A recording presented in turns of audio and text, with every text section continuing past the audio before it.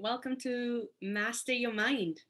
I'm really excited about this session that we're going to be having today because the information that I'm going to share with you and some of the tools that I'm going to provide you with, they're going to be a game changer for you in the way that you begin to experience your business. Now, what do I mean by this?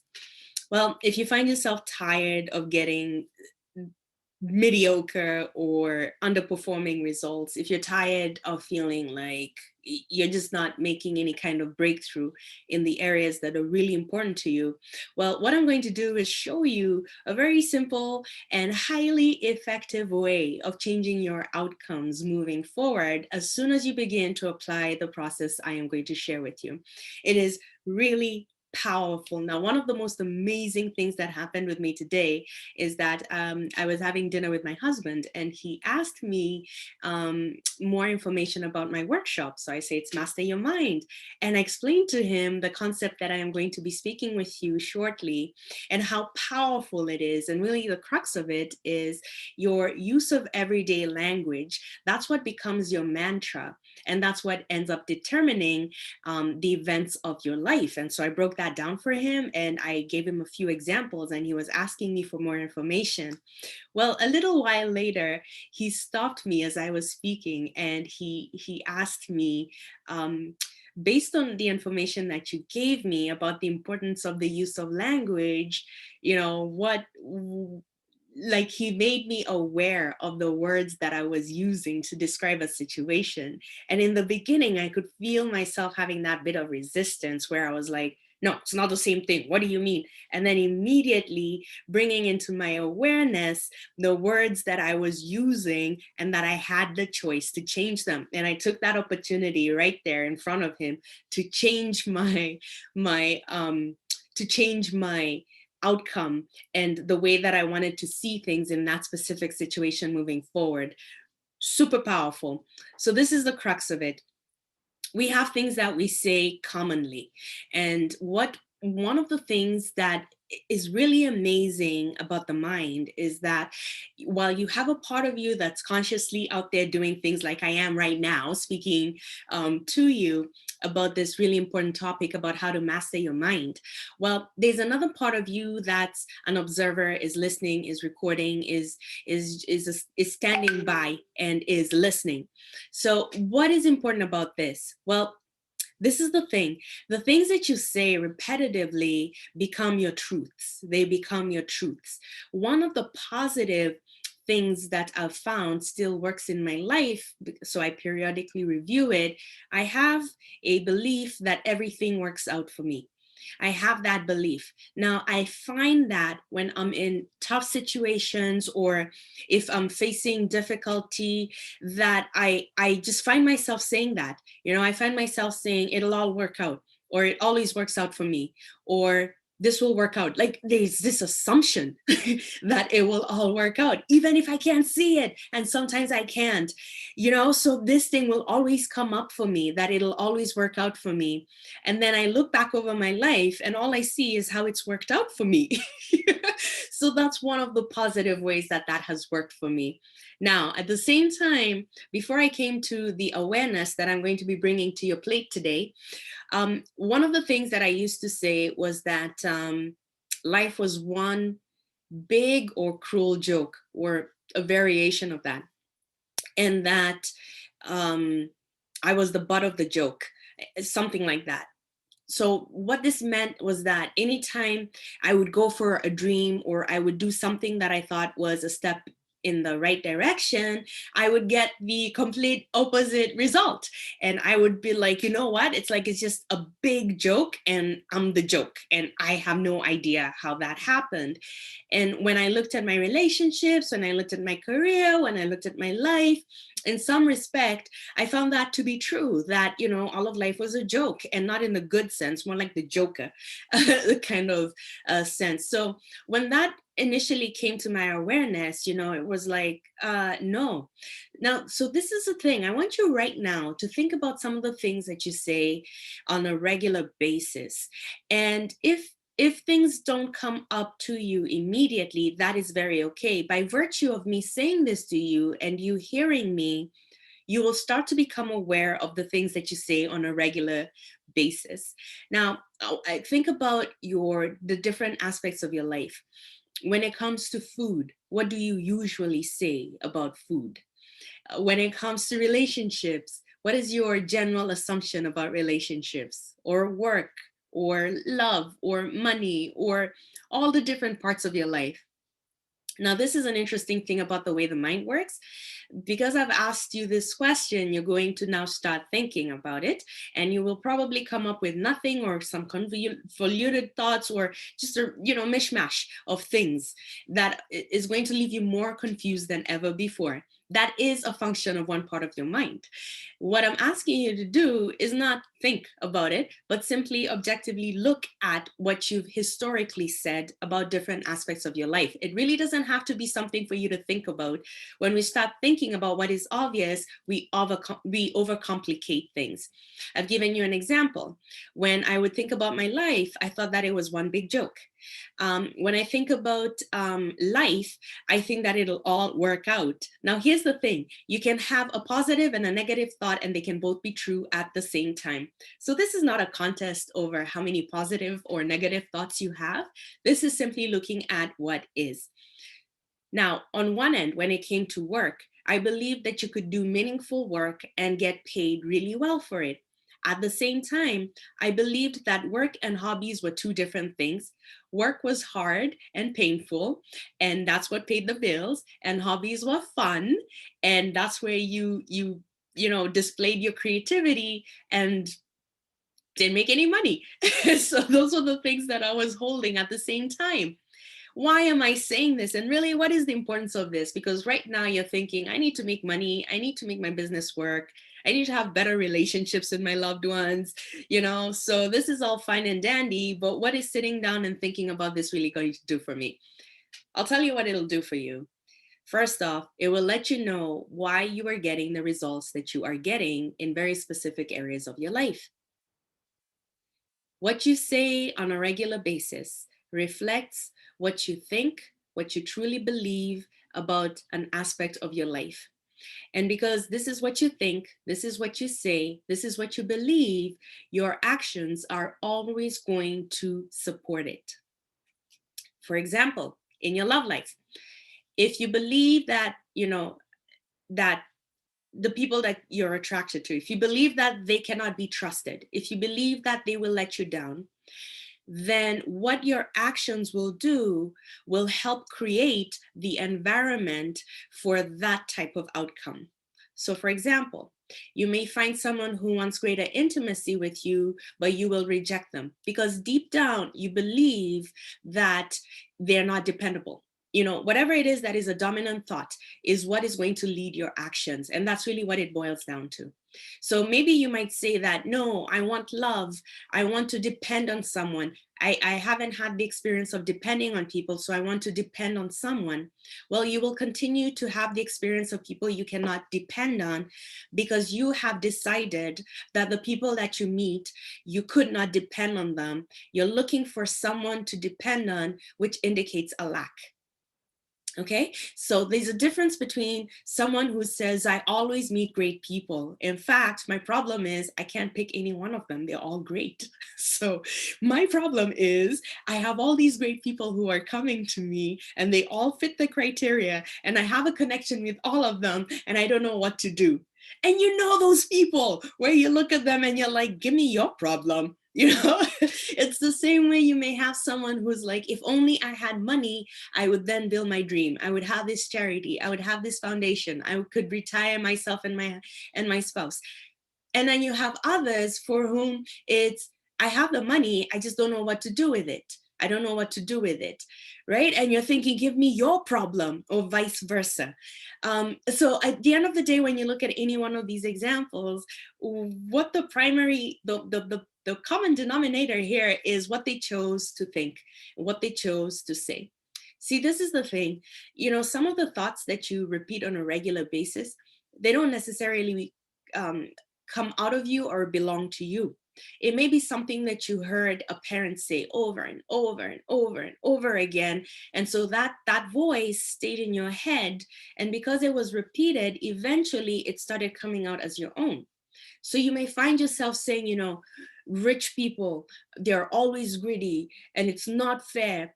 And perhaps that was an experience that one of your parents, or both your parents, or any of your guardians, that was their experience. And it marked them so deeply that that became their thought, and that got passed on to you. Now, they probably worked extremely hard to put you in a position where that would not be a problem. However, because that has been the line that has been repeated, that is what you took on for yourself and then regurgitated it, repeating cycles. And that is how we end up having generational cycles that just don't make sense. It is because of the words that we internalize and then externalize as our own. So the key here is to really figure out what you're thinking and why you're saying it.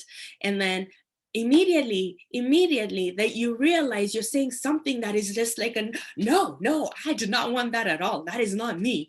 Or that I do not identify with that girl anymore, or that guy anymore, or whatever it is that you want to say. Well, then you get the choice. You get the choice of reframing it. Now, the beautiful thing about reframing is that it shifts perspective. And what it does is it gives you new eyes to see the same problem. And we all know that when you change, the things you look at begin to change. So this is the first step, is recognizing the words that you're using, the expressions that you're using, the tone that you're using, and how you will know about how you feel about specific inanimate objects in your life is the tone that you use to describe them. Well, don't ignore that. Okay? And this is my invitation here, is don't ignore the things that you say that prick you. If someone says, "What are you doing this weekend?" and you find yourself saying, "Laundry," right? Maybe that is something that, is indicative of the way you feel at that moment. Maybe that's something that you always say and it's actually funny. And right now you'll be like, "Oh, Julia, that's too much. Like, are you kidding me? Like, are we supposed to like seriously go through everything that we say?" Well, this is the thing. If looking forward to doing the laundry, setting that intentional time to do it and planning your day would give you more energy and make you feel better about that chore, would it be worth it to examine the tone and the words that you're using to describe something that you have to do anyway? I'll leave that with you. This is a wonderful, wonderful opportunity to really change your life using very, very specific steps. Pay attention to what you say. And even if you don't, that is very okay. Pay attention to what is brought to your awareness. And even if you don't, that is still okay. Because by virtue of hearing me, this concept, this idea has been put to the forefront, which means that you can't help but start to notice the words that you're using, the tone that you're using, and the outcomes that you're predicting through your everyday language. And the beauty about that is that you will give yourself multiple opportunities to change your story. You will give yourself multiple opportunities to create new stories. You will give yourself multiple opportunities to feel differently about a problem. In fact, all you're going to be seeing is that this is a pebble on a long road, and that you're not going to make a big deal out of the things that make you feel stuck or hopeless, because sometimes if you shift the language and from that understand that your action steps are going to change, you will more than likely succeed in getting out of your problem, finding a fix around it, or coming to terms with it, whatever that situation presents. The beautiful thing about language is that it's malleable and it's completely up to you. Now, one of the ways that you can sustain any changes that you make starting today is by carefully selecting the people that you surround yourself with. So this starts with the things that you read, the things that you hear, the things that you participate in, anything that involves any kind of energy from you. Okay, so when I say this, you may be thinking, you know what, I love my trash TV, leave me alone. I just want that 1 hour to myself where I can just like really indulge myself in my trash TV. hey, knock yourself out. So this is what I'm saying. Do what you can with what you can. Now, if you want to indulge yourself, for example, with that 1 hour of trash TV, knock yourself out. However, how about in the mornings, instead of going straight into the newspapers, straight into social media, how about you give yourself a bit of a different diet? How about you listen to people like me? How about you listen to people who are you're more interested in becoming? How about you start investigating your own feelings, journaling, and seeing what it is that you're thinking and feeling on a regular basis that is creating your reality? So those are some of the options. Those are some of the things that you can do. And the beauty about this is that I'm asking you to integrate this practice into your life as you go along.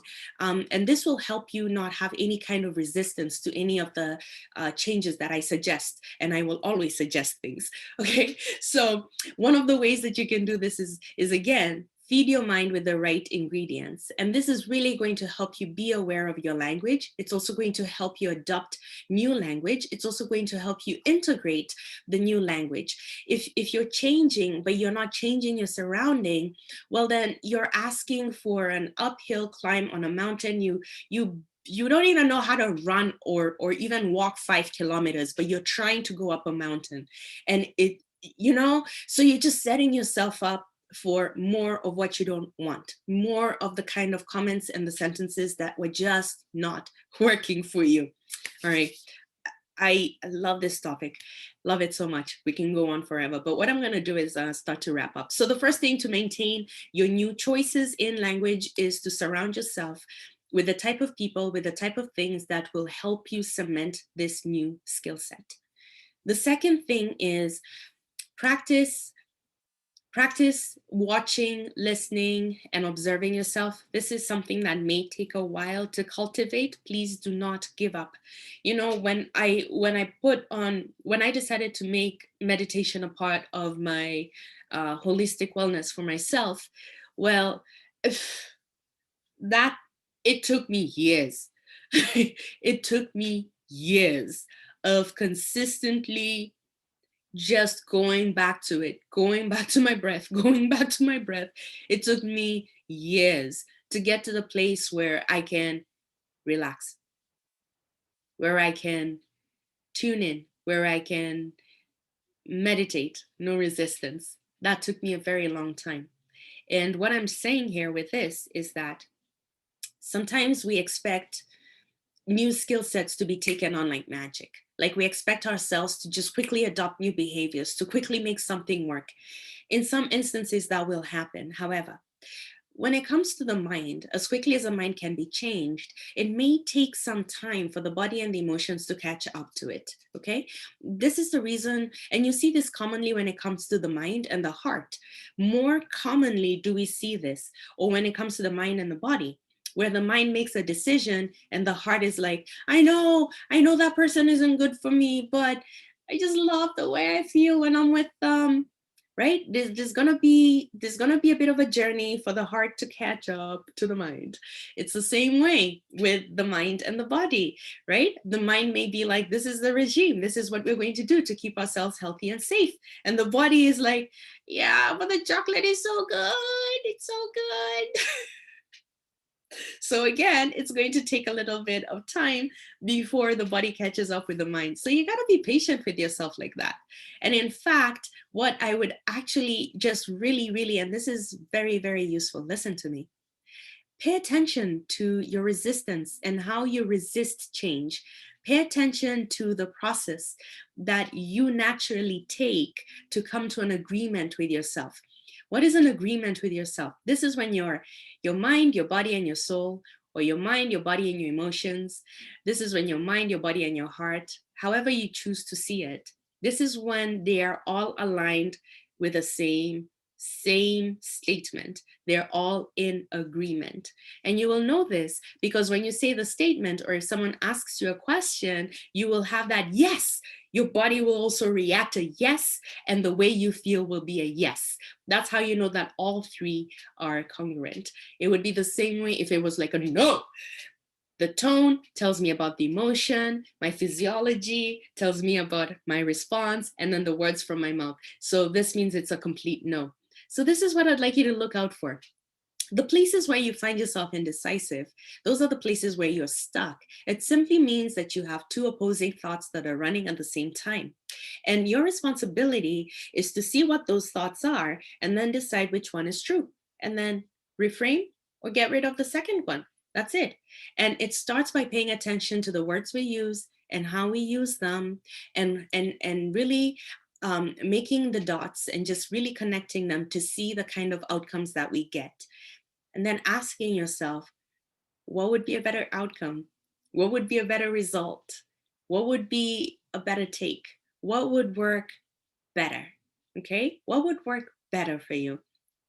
So if you have any questions at all, please reach out to me from the same place that you're watching this video, and I'll be more than happy to help you. Also, let me know what this has done for you in terms of changing your thoughts or the way that you see the world in some of the ways. I want you to share your success stories with me. I'm into building success stories. I really am.